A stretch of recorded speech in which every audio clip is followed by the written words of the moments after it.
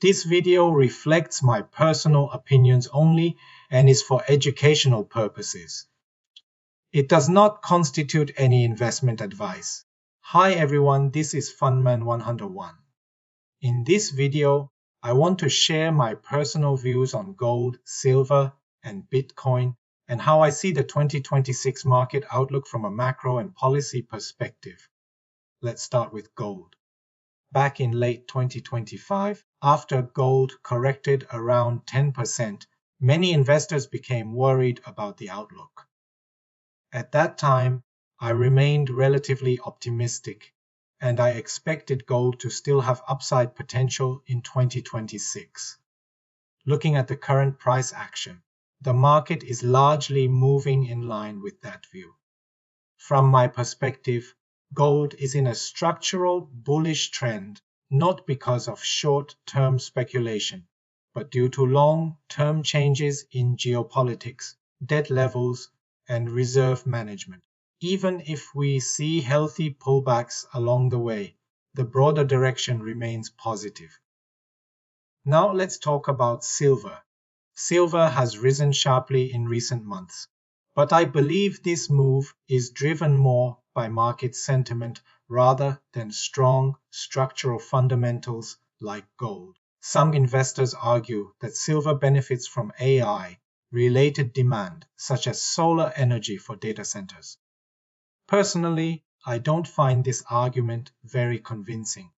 Solar energy is not a core solution for large-scale data centers, and it is also not a key policy focus under the current US administration.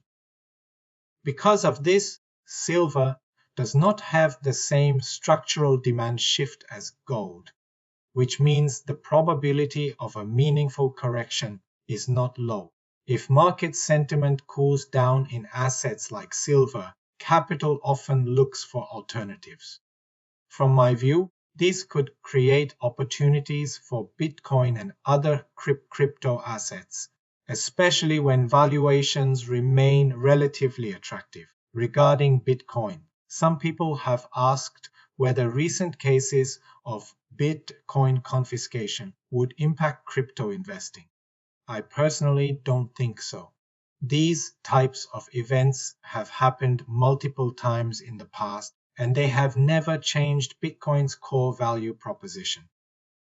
Bitcoin's fundamentals: decentralization, self-custody, and financial independence remain intact regardless of individual cases. In fact, on January 14, 2026, Bitcoin briefly surged close to $97,000. The main driver was market optimism around the potential progress of the Seal a Right-to Act.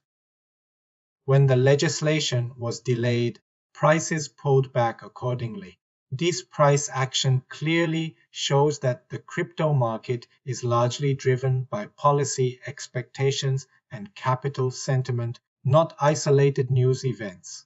Historically, whenever US crypto regulation becomes clearer, it often acts as a major catalyst for both Bitcoin and Ethereum.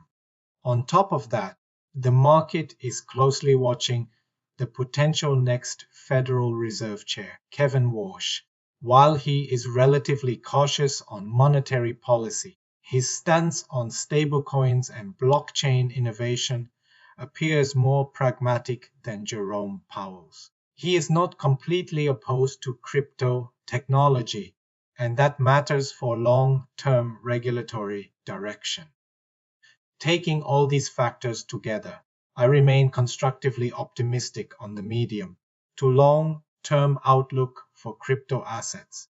Volatility is normal, but from a structural and policy perspective, the long-term trend is still worth paying attention to. This is my personal view on gold, silver, and Bitcoin.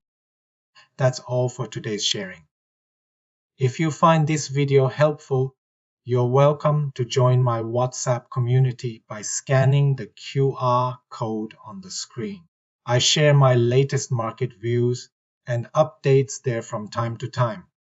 You can also follow my Facebook page where I post all my content and updates. I'm Funman 101. Thanks for watching, and I'll see you in the next video.